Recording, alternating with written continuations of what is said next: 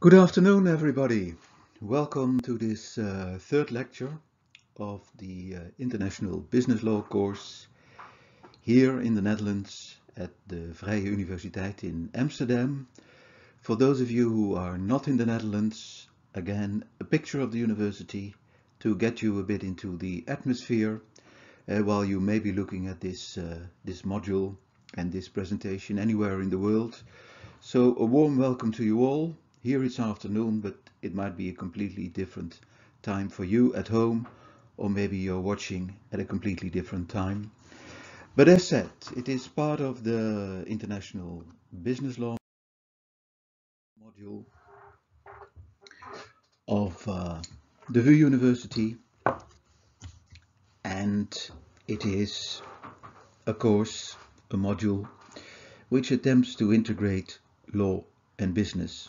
That is a challenge, and in order to optimize that challenge, we need a focus, and we also put you in a role which represents reality, maybe your future reality, in which you might be a manager, accountable, responsible for the EMEA region, and you know that region has 116 countries, spans 3 continents, and includes something.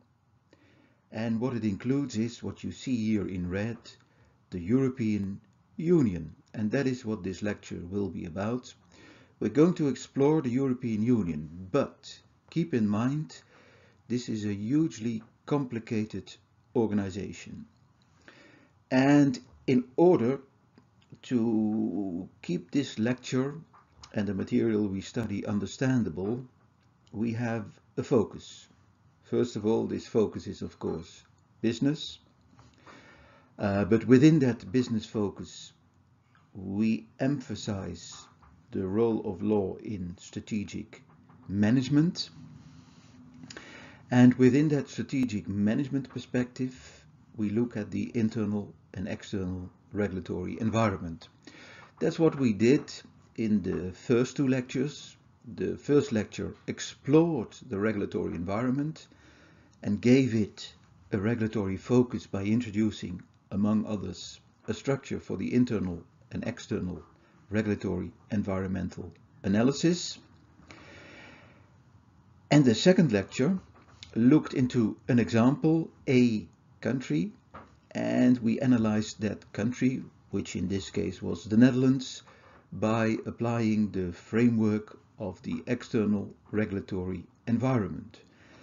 But now we make a next step. We're going to look at another regulatory environment. And that regulatory environment is not a national one. It is what we call a supranational one. It is a kind of overlay which hangs above all the member states of the European Union and which in itself adds another regulatory environment to your planning environment.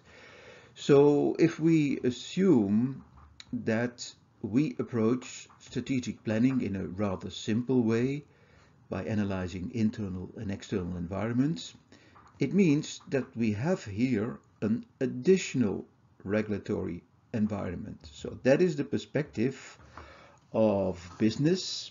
The European Union adds an extra regulatory environment to the multitude of environments we are already facing at a national level. Now this creates a complexity, and that complexity is that we should first understand the working, the functioning of the European Union before we can make the step towards what does it mean for us, for business, from a strategic management perspective. So we need to make some steps before we can arrive at what we are actually interested in, and that is, how can the European Union create rules and how can they affect me in this case being a business. But first we go back to the very basics in order to make sure that you all understand the focus of this course and that you all understand how we are going to deal with this link between law and business. Let's start here. I hope you can see the arrow at proposing a mission. Well, that is what you learn in strategic management courses. A company operates within the setting of its mission. From that mission, a company generates goals. We leave that because that is strategic management and that is not the focus of this course, at least not the pure process of strategic management. What we are focusing on is parts of that process, and the two main parts of that process we focus on is the internal regulatory environment and the external regulatory environment. Now you see that in chapter 1 we introduced the internal regulatory environment. We introduce a structure for you to use when you want to draw conclusions about your legal department, more broadly said, the legal function of the company. We introduced the model of the 6 S's, and this model of the 6 S's, which starts with the S of specific, with which we refer to hard law, gives you a structure to examine the external regulatory environment. And now we can make a point, and that point is that we just said, hey, we are managing the EMEA region. It's quite a broad region. We have countries, 116 national regulatory environment, at least. Within that EMEA we have the European Union.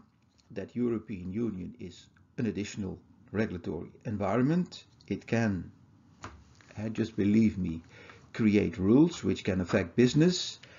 So because this is also a regulatory environment, we need input on it. So we need to find a way, we need to have structures to examine the external regulatory environment, which is the result of the fact that the European Union exists. Because where we want to work towards is that we distillate from the internal and external regulatory environment those elements which we can qualify as a strength, weakness, or as an opportunity or threat. And if we can do that for the European Union as the object of the analysis, we can draw conclusions from it which can help us in realizing our corporate objectives. And how do we realize our corporate objectives? By a strategy. So from the internal, the external analysis of the EU's regulatory environment, we create a tool which helps us in formulating a strategy, and that tool is the regulatory SWOT. This is what we are involved in this course, and this is what we're going to explore further in this lecture, which will focus on the European Union. Now, what are the key points when we look at the learning objectives of the course? You already noticed that we see the European Union as a regulatory environment. You, as a student, a future manager, should be able to identify what in that environment is changing. In other words, which developments are going on and what could be the potential effect of that development on the business. You should be able to identify that because you may have to go to your legal department or an external services provider and discuss with them what you would like them to do to help you in managing or profiting from the developments in the regulatory environment. Because ultimately your task as a manager is to identify the links between the regulatory environment and your industry and your company. And then we have an additional thing in the European Union, and that is the existence of a common currency, the euro, which we will see is not adopted by all countries of the European Union. Some still have their own currency. But it's a given fact that that exists also in this European Union environment. So what is now if we continue to think as we are thinking the game, the scene you are in? The scene you are in is that you are a manager, you are located in Paris, you're working for an American multinational, the headquarters is in the US, and of course the US is aware of the fact that the European Union is an enormous market in terms of consumers, and that headquarters in the US is very interested in the European Union. They might send you an email and very generically stated. That email may contain questions like, can you inform me what the EU is up to? What is going on which can affect our business? You are responsible for EMEA. You can tell me what's going on. And they may also ask you, hey, if you identify developments which could affect our business negatively, can you then discuss with us whether we should start lobbying?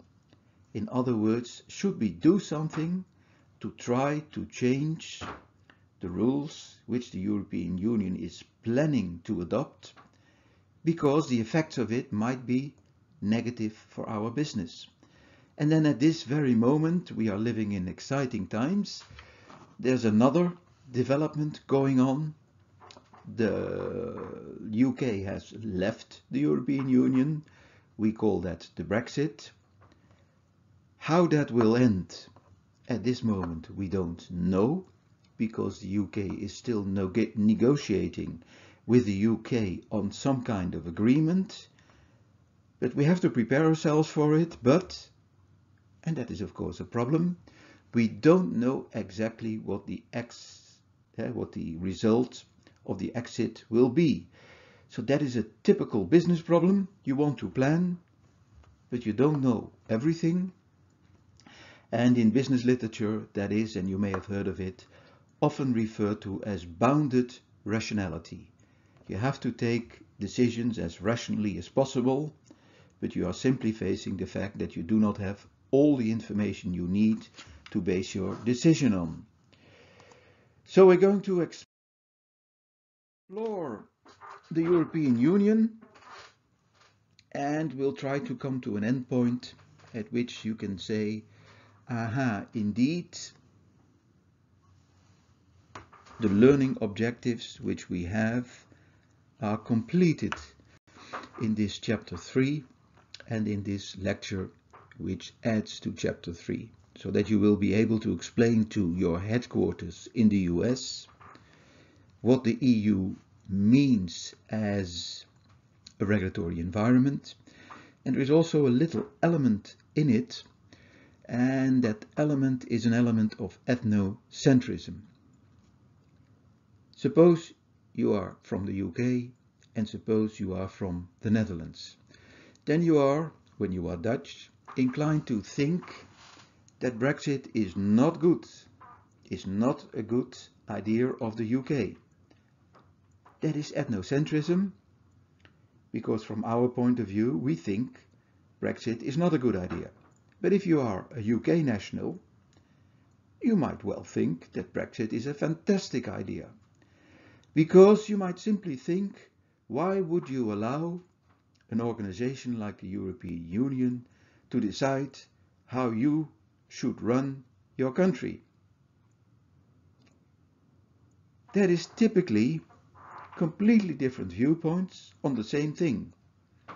And both think they are right, because both suffer from a certain extent of what we call ethnocentrism, thinking that what you consider to be good from your cultural perspective is good, but it might simply not be the case. So we're going to work on that, and as said, first we need to try and understand this highly complicated organization. And we will approach it in typical business way. In the textbooks you often find 4 P's. 4 Cs, 8 Cs, 12 Cs, all kinds of lists which all start with the same letter. And we're going to do the same. We're going to approach it from the perspective of 8 Is. And what we will look into is the initiative to create the EU and how it was created. We'll look at forms with which countries can create mutual rules about, for example, exports and imports. We refer to that as integration forms. We need to understand which institutions the EU has and what their respective authorities are. We are very interested in who can start the process of creating rules. We saw for the Netherlands that is the government and the parliament, the second chamber. But the EU is structured, as we will see, differently, so that leads to different legislative processes.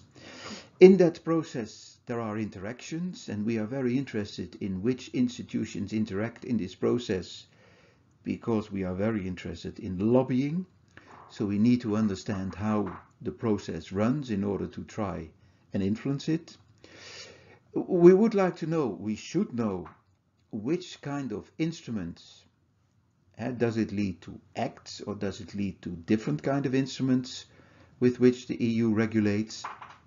And we are, of course, ultimately interested in the influence the EU has on business, the potential interest it has on business, and we are interested in how can we do something about potentially negative legislation by influencing the process, and that influencing the process is called lobbying. We start very basically. The EU is created, and the starting point is World War II. World War II devastated the European economy, and France and Germany started the initiative to try and find a way to secure peace in Europe, to avoid future wars. Well, the first initiative was to link the countries, to bind them together in the European Coal and Steel Convention. That was in 1952. 6 countries, among the Netherlands, created a kind of a bond, a convention, which would link them together in order to avoid peace. That was the starting point to work towards the European Community, which was created in 1957 and which had a goal, and that goal is what you see here: to secure peace and to find a way to cooperate economically in order to restore the economies of the European countries, which were so highly affected by World War II. Now, the countries, they bind themselves like human beings do by a contract, but this contract, which is concluded between countries, is called a treaty, and the process by approving treaty is called ratification. So the countries, by ratifying the treaties, bonded themselves together in the European Community. That European Community became a European Union in 1993, and as a result it became a supranational organization in the sense that the countries, which became a member by ratifying the treaties, committed themselves to conferring, transferring, lifting national authorities to the level of the European Union. Now, in principle, every country is sovereign. That means it decides its own rules. Why do we have abortion in the Netherlands? Why do we allow prostitution in the streets? Why do prostitutes have to pay tax in the Netherlands? Why do we have a social security system? We have all kinds of things in our country on which the EU has no say. But there are also parts of our country on which the EU has a say, simply said, because we conferred national authorities to the level of the European Union. This is of course the big irritating point for the UK. The simple fact is that when you become a member of the European Union, you reduce your sovereignty, you reduce your state's powers, because you confer parts of it to the European Union. Now, treaties evolved over time, treaties changed, and the present treaties are twofold. We have a treaty on European Union and a treaty on functioning of the European Union. Now, you all know that over the years, more and more countries became part of the European Union. We started with 6, and at the moment, because the UK is already out, we have 27. So these 27 member states have decided to bound themselves by ratification to the treaties. Now, which treaties do we have?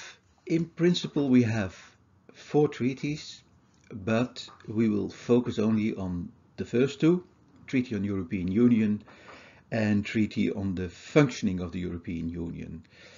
When you see behind it consolidated version, it means that all recent modifications to the treaties have been included. So it simply communicates this is the latest version. The treaties, they tell us something. In Article 3 of the Treaty on European Union, we'll explicitly read that the Union's aim is to promote peace. Well, that has been accomplished in the sense that 75 years after World War II, we have not seen an eruption of violence, a world war in Europe anymore. Point 3 of this Article 3 is the Union shall establish an internal market. We'll come to that, and you can understand that this internal market, you all have an idea what it is of utmost importance to business. Then here you see it shall respect its rich cultural and linguistic diversity. Europe is not like the US, a single nation. It is a collection of highly different countries with highly different languages, and this diversity is accepted, recognized by the European Union, and in that sense it creates an entity which often is not easy to understand for US headquarters, because Europe, the European Union, is simply a collection of very differing nations. The fourth point is that the Union shall establish an economic and monetary union, and in that monetary union, the euro is the currency. And finally, we read here the word competences, and we read here the word conferral. This is to emphasize that the EU's authority is limited. It has certain competences, and these competences are derived from what in the treaties is conferred to the European Union. Anything not conferred to the European Union is a competence which is up to the member states, which falls within the sovereignty of member states. In other words, create an area which the European Union is not allowed to touch upon. Now, we frequently touched upon the topic of Brexit, and the UK made use of an article in the treaty, Article 50, which allows a member state to withdraw from the European Union, and it outlines very generally the process of withdrawal, and at the moment the UK is in that process, but it also opens the opportunity in the future for the UK to return to the European Union.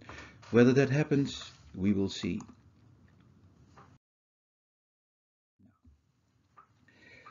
One of the learning goals is that you become able to identify links between the regulatory environment and, simply said, business. Now, when we think about that, we start from the point of integration. We know, one way or another, that the EU member states have decided to bound themselves together. They have made agreements, and the content of those agreements is basically in the treaties. And now we must bring in another business element, and that is tariffs. Companies are, as already a couple of times said, sovereign. This means that any company can decide for itself how it will regulate imports. In other words, if a company from another member state wants to export its products into another country, those products have to cross borders. Those borders are controlled by the state. The state is sovereign in imposing tariffs on imports. Now, this should be kept in mind when we start talking about integration forms, because the main thing we will look into is what do these integration forms mean for tariffs, because tariffs are for companies a levy on their exports to other countries, and those levies, they create cost, and those costs will have to be incorporated in the ultimate selling price, just like a nation's VAT.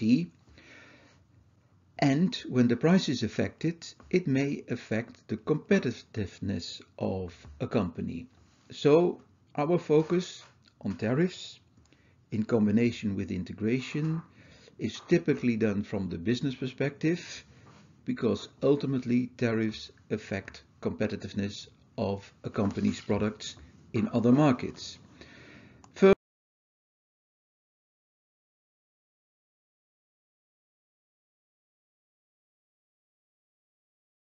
agreements like the Commonwealth or the Organization for or an Organization for Cooperation or an Association of Nations, which are mainly forums,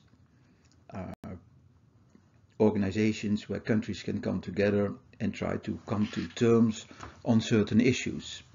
It gets interesting for us when we start looking into the free trade area, the customs union, and the internal market. The free trade area, the customs union, the internal market all have a relevance for tariffs. We'll come to that on the next slide. The economic union and the monetary union we will also briefly touch upon, and the most far-reaching form of integration is the political union. East and Western Germany were integrated into one country.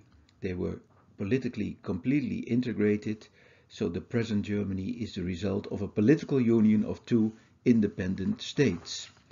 And then we have another body, an organization, which is the World Trade Organization, which also creates rules for countries, and those rules are meant to stimulate international trade.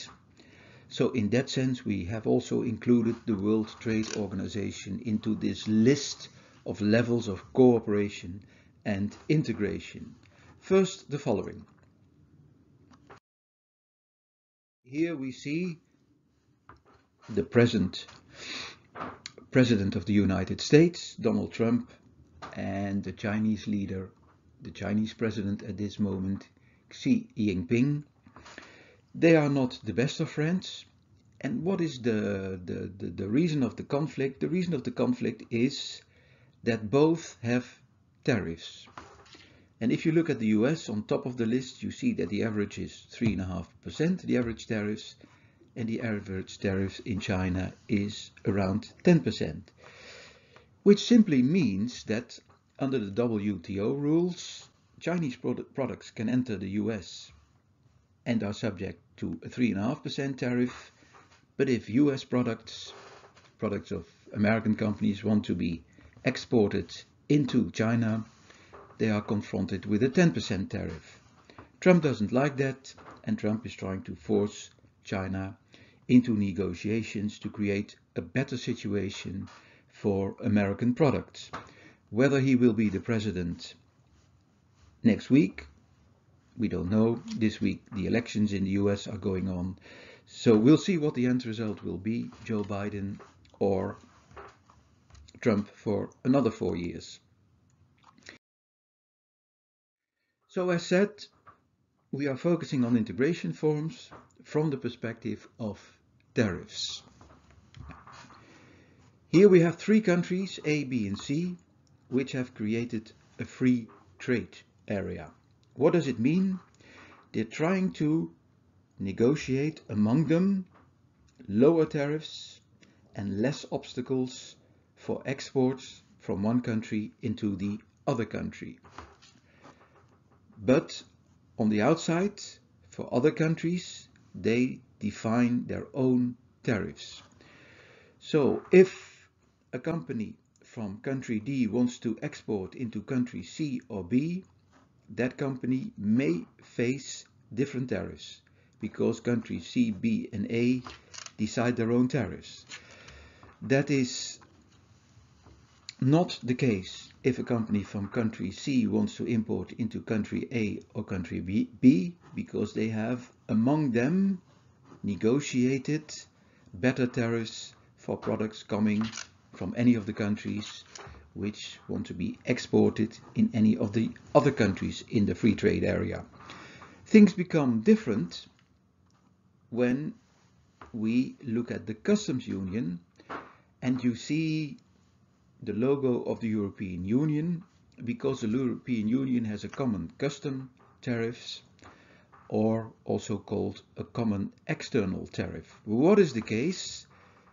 Let's simply see country A, B and C as EU member states. They are in the customs union, which is the EU, which means that within the customs union the tariffs are as much as possible abolished, and other obstacles to trade are also as much as possible abolished, but the outside border is no longer the outside border of individual countries, but is the outside border of the customs union. And this outside border imposes a common external tariff on exports into the European Union from any other country. So when you export from outside of the EU into the EU, it doesn't matter whether you do it via Spain, Greece, France or the Netherlands, the tariffs are identical because the European Union is a customs union, and that customs union sets its own tariffs. But the European Union is more. It is also, we mentioned, an internal market. And on this internal market, we have 4 freedoms. 3 of them you can see. The 4th one is blocked by me. So I'll look just to be certain. Yes. On the internal market, we have 4 freedoms. Goods, services, capital, people and companies, they can freely move within the territory of the internal markets without, it's very simply said, being confronted with any obstacle. There are still some obstacles because the EU internal market is not perfect, but simply said, if you manufacture a product in any of the EU member states, or if you import it into the EU and you pay your import tariffs and you meet all other legal obligations, then you can send the goods to any other EU member state without being confronted with a tariff. The freedom of services means that you can offer your services from one country in the EU to and in any other country of the EU. So from a business perspective, the freedom of goods and services are most important. I'll leave the freedom of establishment and I'll leave the freedom of capital, and we're going to integrate it. In an overview, a hierarchy of regional economic integration initiative. We discussed the free trade barrier, in which the member states, among them, try to reduce, even eliminate any trade barrier. The next step, a further step of integration, is the customs union, whereby they agree, all the countries in the customs union, on a common external tariff. They can go a step further and create a common market, which within the EU context is referred to as internal market, and on that internal market not only goods but also labor and capital can freely move in between the member states. When the countries also decide to agree on a coordination of economic and fiscal policies, it becomes an economic union and the ultimate form of integration of various countries into one entity, that is the political union. Well, the EU is not yet a political union. Gradually, the integration is moving further, but of course, the countries are still countries, still independent nations, apart then from the fact that parts of that independence have been transferred to the European Union. We said in the very beginning we have a Eurozone. Presently there are 19 members in the Eurozone, and all these have as their national currency the euro. The picture gets rather complicated when we take into account other forms of integration which result from agreements with other countries with countries in the European Union or other countries outside of the European Union. But as said, we have a euro area of these 19 countries. We have 27 countries which are in the European Union. Then we have 3 countries which are in the European Economic Area, one of them being Norway. We have a European Free Trade Association with Switzerland. There are customs unions which are the result of agreements between the EU and other independent countries, such as Turkey.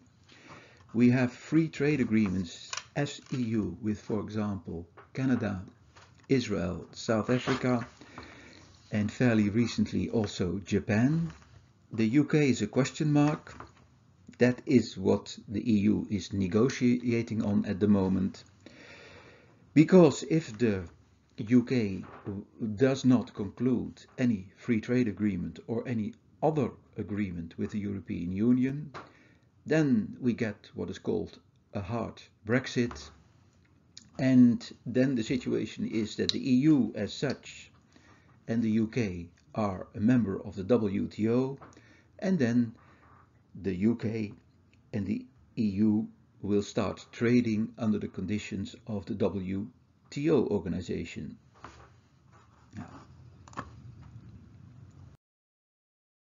we continue, and now we focus on, let's say, the organizational structure of the European Union by looking into institutions and authorities. The treaties create bodies.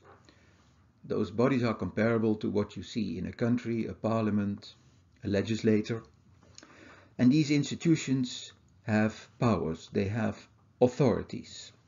Now, in order to understand the legislative process, because our focus is on regulation, we first need to explore which institutions are there and what the authorities are of each institution. Here we have the institutions and the places where they are located. Most of them are in Brussels, but the European Central Bank is in Frankfurt and the European Court of Justice is in Luxembourg. The rest is in Brussels, whereby the European Parliament has a seat both in Brussels and in Strasbourg. Now, what are the institutions? We have the European Council, we have the European Commission, we have the Council of the European Union. When the word Council is used, it refers to the Council of the European Union. We have this European Parliament, this Court of Justice. We have the European Central Bank, which manages the euro. And we have a European Court of Auditors, which checks the spendings and the budget of the European Union. Now, if we continue, you will find here an overview of the institutions. Roughly going over it, we can say, yeah, the European Parliament is chosen. That is composed as a result of democratic elections. They also elect, confirm who will be the president of the European Commission. We have the European Council. The European Council is not directly involved in legislating, but it is, let's say, the strategic head of the European Union. The heads of state and governments come together there in order to set out the direction of the European Union. We have the Council of the European Union. That is a meeting of national ministers. They come together in Brussels to hammer off or to discuss legislative proposals. And then we have the European Commission, on which we will focus, because that is the body which has the right of initiative. It consists of 27 commissioners, one from each member state, and they combine different roles from, as we discussed in chapter 2's lecture, the trias politica. Then we have the Court of Justice, which looks into the extent to which European law is applied by the states, sometimes as it is applied by companies, but mainly as it is applied by the member states. The Court of Auditors, which checks, and the European Central Bank, which aims to create price stability, because its ultimate aim is to create a situation in which the purchasing power of the euro is maintained. A brief note on the European Commission from the perspective of the trias politica. First of all, we start with a picture. These are the members of the European Commission, and if you are from an EU member state, you probably know which national of your country is in the Commission. Like most Dutch people will know that the guy here, as we see it on the right of the lady in red, is Frans Timmermans, who is the commissioner as proposed by the Dutch government and as accepted by the European Commission to be a commissioner. Now, when we go further on the European Commission, we need to keep in mind that when we discuss the Netherlands, but this is the picture of the US, because at the moment the elections are going on, that the Netherlands, but also the US, have an organization which is based on the trias politica. You have a legislative branch, you have an executive branch, and you have a judicial branch. Now, the president of the US, which heads the executive branch, is at the moment being chosen. That is the President of the United States. The Supreme Court is the highest level of the judicial power, and the Congress has legislative powers which are granted to it by the Constitution. Keep in mind that it is a federal state, so this state has two levels of legislation, federal and state level. But keep in mind that we are going to look at the European Commission from this trias politica idea. And then we see a peculiar situation. The peculiar situation is the following. The first notion is the European Commission has a right of initiative, which means it can propose new legislation. But at the same time, it is the executive of the European Union. So it combines an executive function. It promotes the general interests of the European Union with a legislative function, the right of initiative. That's a bit strange, but not completely uncommon, because we've seen that it resembles the situation in the Netherlands. Then, with respect to legislation, it may also have the power, when it is in the legislation, to complete that legislation with details. Those instruments are called delegated acts or implementing acts.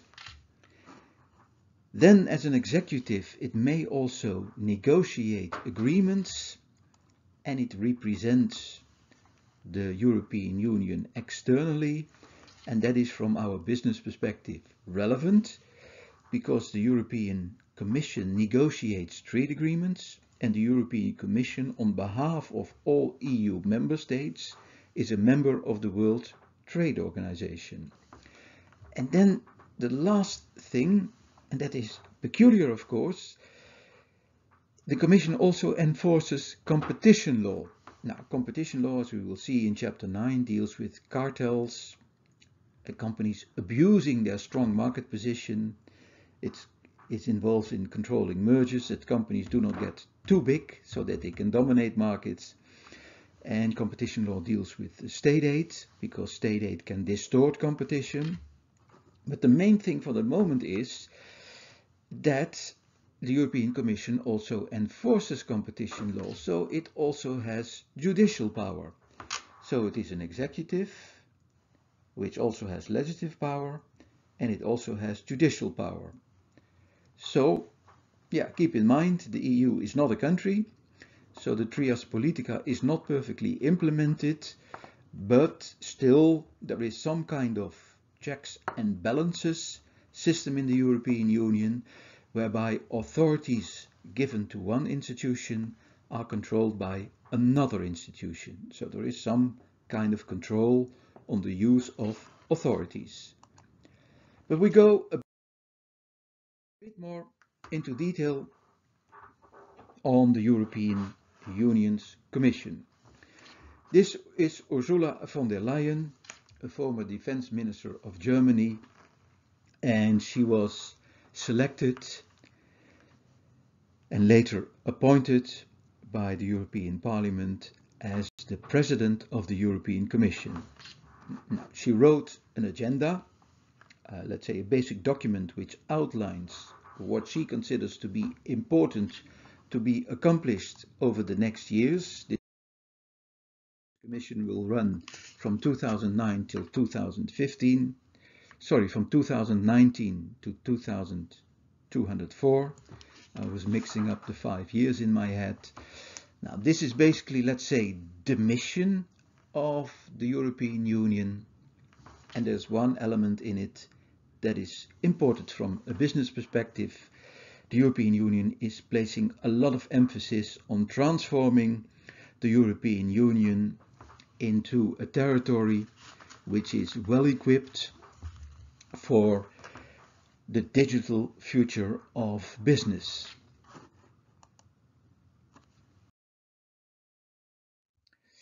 Recently, as it does every year, it creates a work program, and the work program is elegantly called A Union of Vitality in a World of Fragility, but it outlines what the Commission is planning to achieve, and here we see it again. She refers back to the political guidelines, which I just show you, and it refers back to the vision of building a fairer, healthier, greener, and here we have it again, digital society. Yeah. This is also important for you, because if you want to be a participant, a valuable employee in the company of the future, you need digital skills. If you want to start a company, that company better be present digitally, completely or partially, because the digital environment of the European Union will be an environment in which you can flourish. At least that's what the EU wants to accomplish. Now, here you see it, an emphasis on legislative initiative and revisions of existing legislation. So they're going to look into this abundance of rules which the EU has created. It has led to the UK leaving the EU. The EU is aware of the fact that it is a weak point and that it places administrative burdens on companies and that they should act faster and better with legislation in order to create a situation in which business can flourish. There's a lot being said in this document, which I will not go through with you detail by detail. What I want to show you is that this can be considered by companies and by entrepreneurs as a kind of strategic input. It gives you an indication of where the EU is heading and where in the future the business opportunities will be. Because we see here another element in the second paragraph, and that is artificial intelligence. That is also one of the spear points of the European Union. It has been assessed that the future of business is digital, that all areas of business will be able to create products with artificial intelligence, so the EU must create an environment in which businesses can profit from the opportunities and are not hindered too much by the legislative environment. They will create a deeper economic and monetary union. And maybe you should also see that we see here the word corporate governance, which is the subject of chapter 7. But apparently the EU wants to create a system of better corporate governance. They call it sustainable corporate governance, and they will use legislation to create that. Now, they're still aware of the fact, they were already in the past, that legislating, rule creating is a bit of a pain point of the European Union.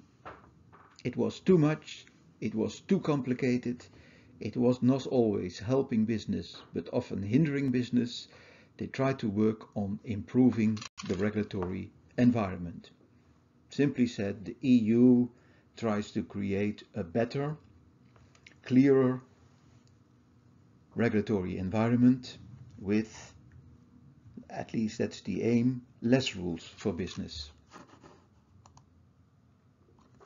There are all kinds of agencies, let's say bodies, institutions, which support the EU on certain issues, or where certain issues are regulated.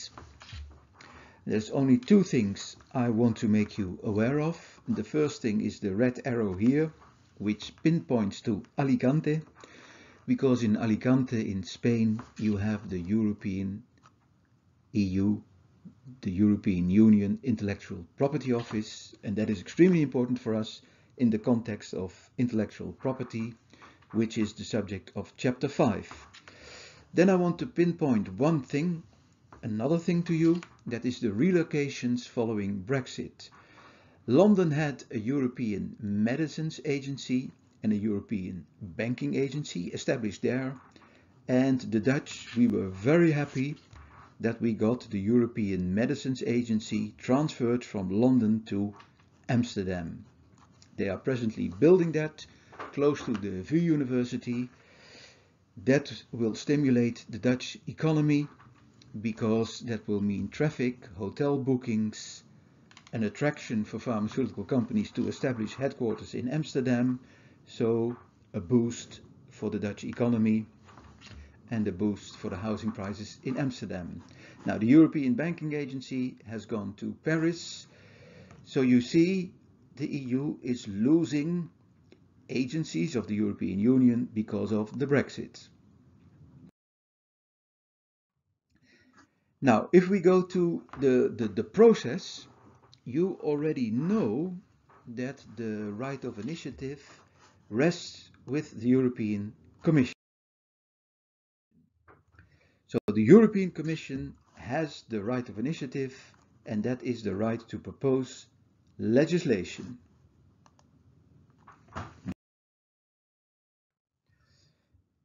We saw already the Parliament and the Council, because we are moving towards interactions in the process of legislation.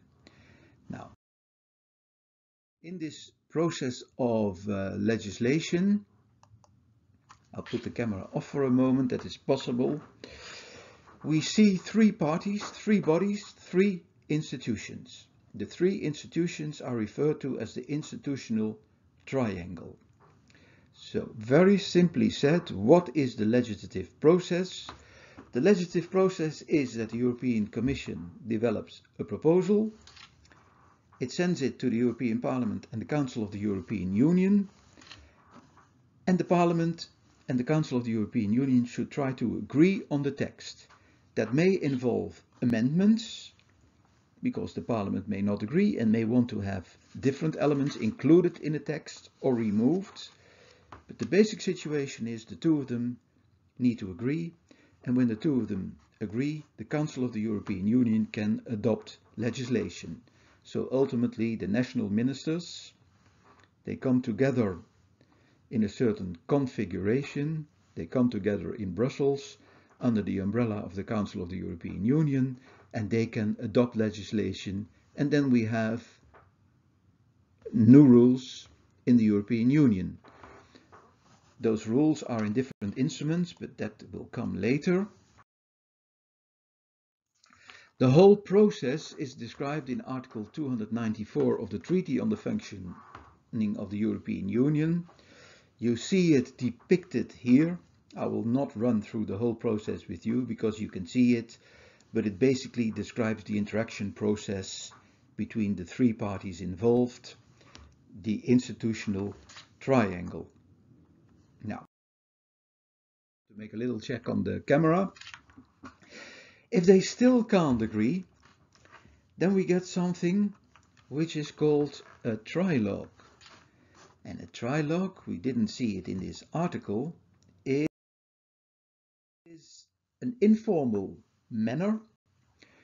It's a behind closed doors process in which members of the Commission, the Parliament and the Council try to negotiate a text which is acceptable for all parties.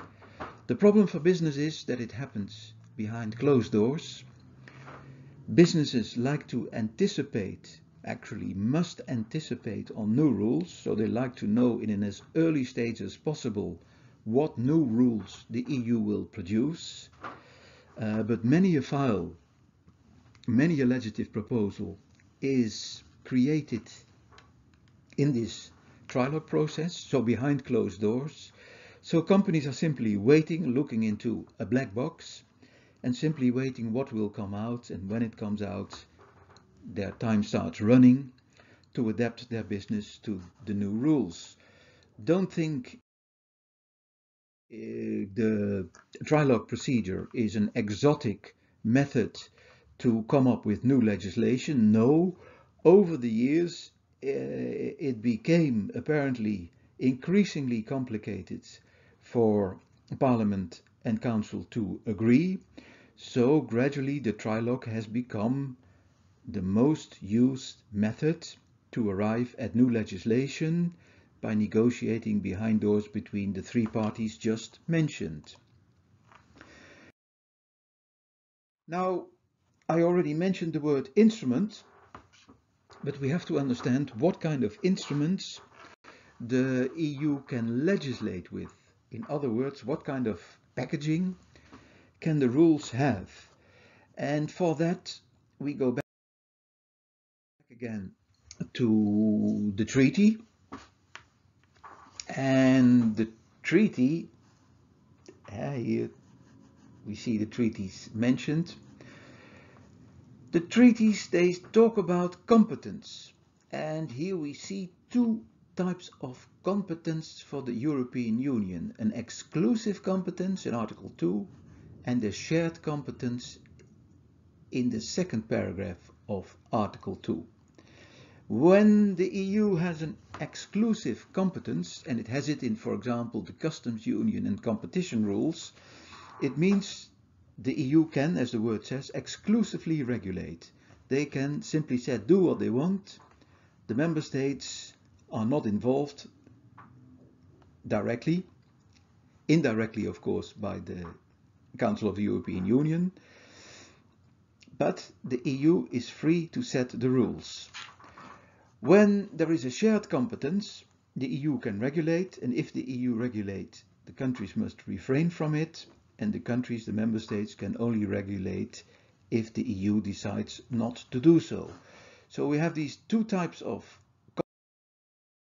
competences, and now we go to Article 288 of the Treaty on the Function of the European Union, and this is a key article for you and for the exam to understand, because what do we read here? To exercise the competences. We now know we have shared and we have exclusive competences. The institutions, we know that basically three are involved, shall adopt, and now we get the instruments with which the EU can regulate: regulations, directives, decisions, recommendations, and opinions. Then we find the definition explained here. A regulation shall have general application, binding in its entirety, and directly applicable in all member states. Maybe if you do not understand it immediately, it simply means a regulation is comparable to a national act. The rules in it apply in the whole country, in the whole of the EU. It means that the rules in the regulation are identical for all member states. The member states don't have to do anything anymore. The rules are in the regulation and the rules apply in each and every member state. A directive is usually less easy to understand because with a directive, the European Union says, we would like you, member states, to regulate this. So the EU gives rules, and it is up to the countries, the member states, to implement these rules, to give them a place in their national legal system. That process of transforming EU rules into national rules is called transposition. So regulations work directly, directives do not work directly. They have effect as national rules because they have to be transposed. A decision of an institution is a decision towards an entity. A decision is only binding on the entity to which it is addressed. You must think of a penalty given for violation of competition rules. Then the European Commission can take a decision to impose a penalty on a company. And then finally we have recommendations and opinions. They have no binding force, but the EU can use recommendations and opinions to request certain actions or certain refraining from certain actions from companies or member states. They can best be compared to what we call soft law. Now, generally, the instruments are created in the ordinary legislative procedure. That's the only procedure we will look into. And this procedure is the one which was just depicted when we saw the slide of Article 294. Keep in mind that you should try to understand the difference between regulation and directive properly, because they both can be strategic input for strategic planning for your company. If you work EU-wide, you know that you can make use of one set of rules for your EU policies, business. If the EU has decided to regulate by a directive, your situation is less clear because you have to await how each and every member state will implement the directive. And if it is a so-called minimum directive, it means that the member states must minimally do what the EU requests them to do, but they may go further. From a regulation, you get an ideal situation from a business perspective, identical rules across the EU. With a directive, that is not by definition the case. You still need to look into the national rules resulting from the transposition. Here on this slide you will find a couple of examples. Here we have a regulation, a fairly recent regulation which came into effect in May 2018 on data protection. Here we have a recent one on modernization of consumer protection rules, but it is a directive, so countries may implement it slightly differently. This is a decision on a fine which Google got from the European Commission of $5 billion US, and this is an example of a recommendation by the European Union to companies. It more or less begs the companies, requests the companies to implement corporate social responsibility.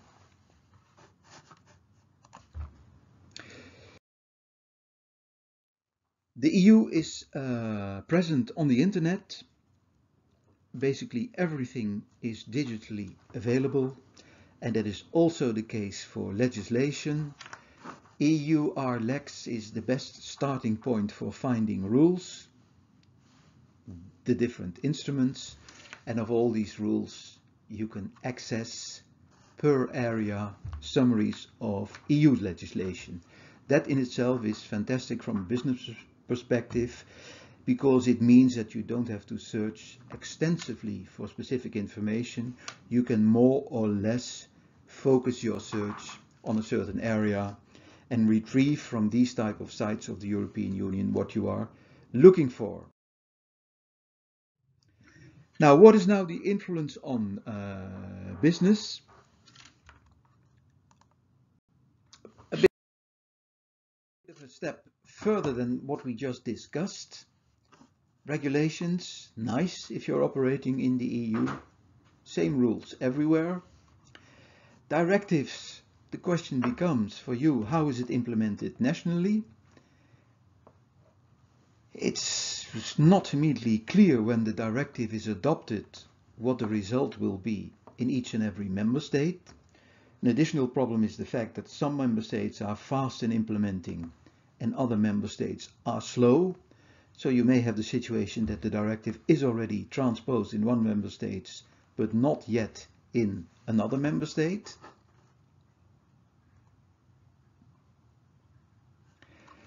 And for companies outside of the EU, the question is, suppose now that the EU creates regulation, then one of the biggest markets I am on has a certain type of rules.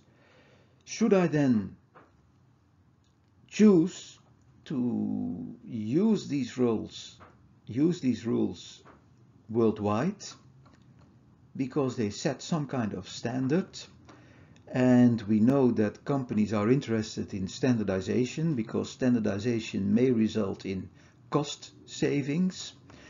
And a very simple example is the EU data protection rules. The EU data protection rules are the strictest in the world. And now you are sitting at headquarters in the US and you have to decide on your company's data protection policies. Then you can decide to do it on a country by country basis.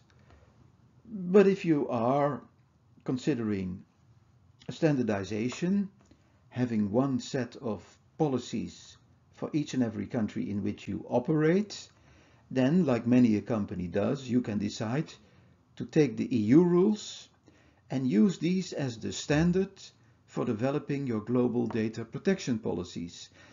And that is actually indeed what is happening. This lady, Anu Bradford, she's a professor of law and international organization at Columbia Law School with a specific interest for what the EU, the European Union, does. And she published a book, The Brussels Effect. with a nice subtitle, How the European Union Rules the World. Now that may sound, and I think it does, a bit exaggerated, but in her book she addresses the influence which the European Union has on multinationals, because regulation in the EU is rather strict, and when companies, as she said, are considering to develop their global policies, they often choose as a standard, as a starting point for drafting policies, the rules within the European Union. Now we come to an interesting point, I would say, and that interesting point is, we're moving towards the end, that is lobbying. Look, the last thing you want from your business perspective is to have your business ruined. Well, your business can be ruined by a competitor, can be ruined by employees, can be ruined by wrong strategies, poor strategies, can be ruined by a pandemic, as we are seeing now. But the focus now is on the possibility that the EU is planning rules which may have a negative effect on your business. That triggers the idea in a company of, can we do something about it? Can we influence the legislative process as we just discussed? Are we as a company able to contact the institutions and the people involved in the process in order to change their thoughts, and to change their thoughts in such a way that the end product, and we've seen that the regulatory instruments of the EU are directives and regulations, so that the output of the legislative process is amended, influenced in such a way that the potential negative outcome is gone or is mitigated by us. So we're going to talk about lobbying, and that is best illustrated by an example. And one of the learning objectives is that we look into legal services providers, and we take that very broadly. We also see lobby firms and lobbyists as services providers, which may be of relevance to you in your future career. Now, first, as announced, the example. Now, the fossil fuel industry was active. Over the last 10 years, they spent 250 million on lobbying. The Corporate Europe Observatory, that's a non-governmental organization in Brussels, tries to map what companies are spending on lobbying, and these energy companies have spent a massive amount on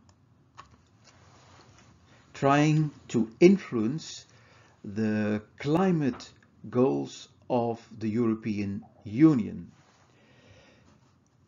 Here it says, the report of this Corporate Europe Observatory said that spending was at its highest in 2014, when the EU was discussing its climate and energy targets. And the firms and their consultancy groups had some 200 lobbyists working on Brussels, and there were 327 official meetings with EU commissioners, with their cabinets and director generals since the late 2014. So you see, companies are spending money on lobbying. They are hiring service providers, lobby firms, and what they try to do is to change legislation for the better of them. Now, when we look at lobbying from a business perspective, we can split it up into a process. And the process starts with, what do you want to know? What is your information need? You want to know, and we saw in the very beginning, your headquarters ask you, what are you up to? You want to know what rules the EU is working on. When you know that, you can set objectives, amend, destroy, whatever. To do so, you need expertise. Do you have it in-house or do you buy it externally? Then you start developing a lobby plan, which will cost you money, of course. Who will set the budget? Who will approve the budget? As we saw in the example, firms can cooperate, like the gas and oil industry did. They teamed up to influence the process. Then you're going to implement the plan, and it will be implemented by your own lobbyist or by a lobby firm, and that should result in something, the typical control element of any business process. Here we have this ordinary procedure legislative process. This is the process which sets out who is involved, Commission, Council and Parliament. So we can roughly say that the lobby targets are these three institutions. Of course, within the institutions, you can target different people, different functions, and you should realize that specifically within the European Parliament, there is a structure of committees, 20 committees. The committees are headed by a rapporteur, and these committees specifically look into a certain policy area. So they deal with legislative proposals in that specific policy area. They are the absolute lobby targets, the best possible lobby targets within the European Parliament, because in these committees the amendments can be made, and when the amendments are included, it is up to the Council to agree on them, and if that doesn't happen, your amendments may still become reality as part of a following trilogue meeting, because that is the case when Parliament and Council cannot agree. So the services providers are manifold. Just like you are responsible for selecting a good advertising agency, you will be responsible for lobbying, for selecting the best services provider. And here you'll find some examples of the largest lobby firms in Brussels, who make considerable amounts of money, ranging from 2 to 6 million a year, and they help companies in getting into contact with the right people, developing lobby strategies, organizing meetings, making documents for companies, maybe organizing a think tank, providing policy instruments. So they contact the people, they supply them with information, and they try to influence them into a certain direction. We're heading towards the end really now. We're going to look into information. We need information to take decisions.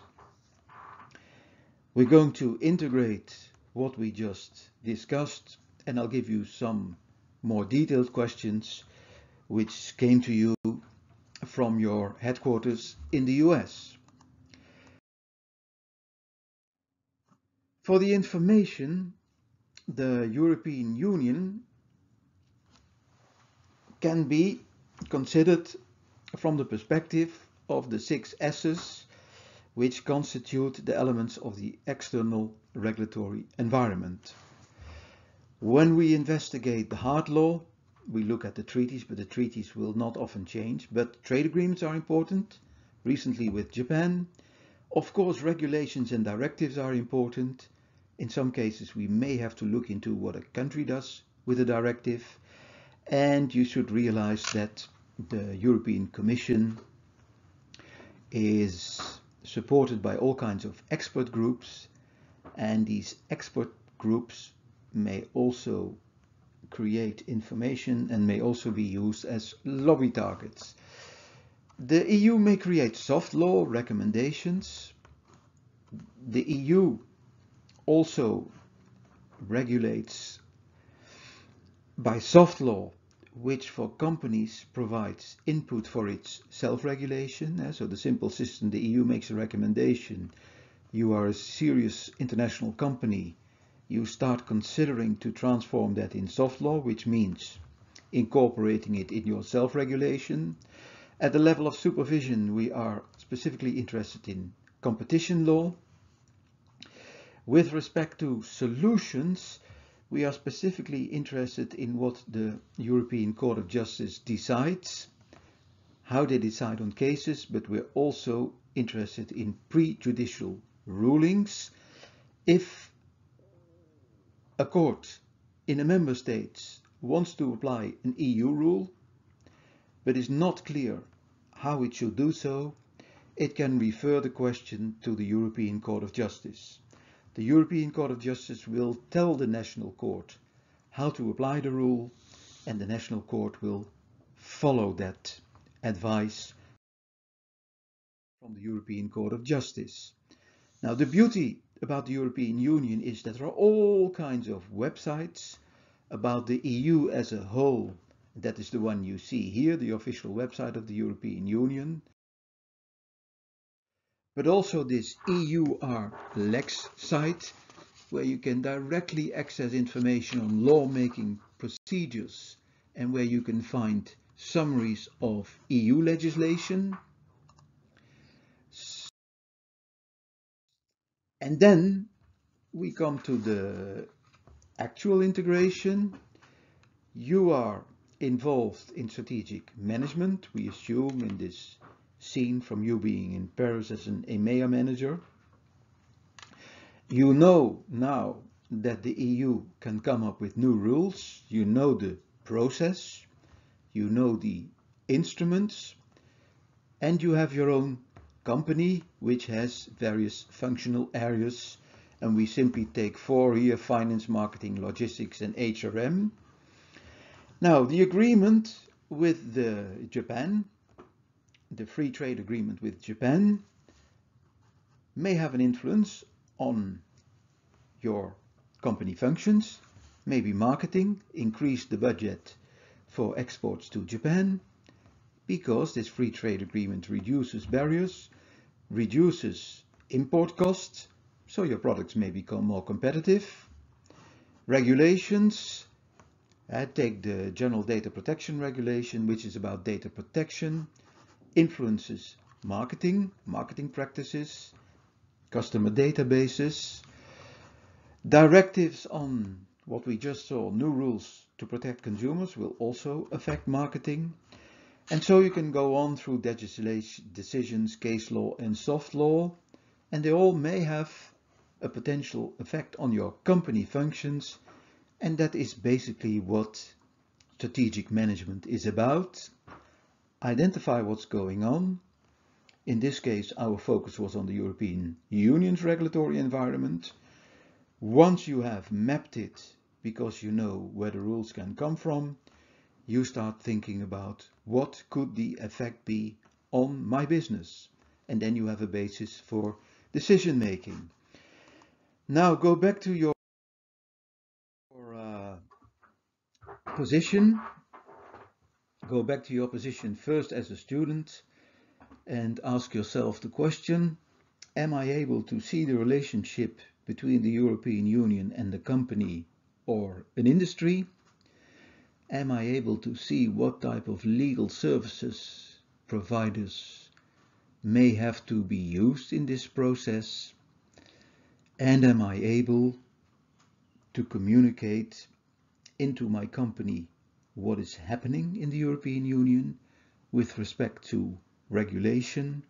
And that is translated in a couple of questions which you can use for your self-assessment. These are the questions which headquarters send to you. They say, look, we know we are manufacturing in Germany, we are selling in the UK. What could Brexit mean for us? They ask you, there's a new manager in the US, and he asks you, what type of rules can the EU create? And how can they create rules? And the US manager will say, we spend a considerable amount of lobbying here in the US. Is it also possible to lobby in the context of the European Union? and should we do so? And then a last theoretical question, just to make sure that you do not overlook the differences. What are the differences between regulations and directives? And now we are at the end. It's an overview, an helicopter overview of what the European Union is, but I hope you start seeing the relevance of it for companies, for your future company, and for you now as a student. It was again a pleasure to do so. I would say also read the chapter and make sure that you can report to headquarters on what the essential elements of the European Union are from a business perspective. Good luck with it, and hope to see you back in the lecture on chapter 5, which will be on intellectual property. Thanks a lot. Bye bye. See you the next time.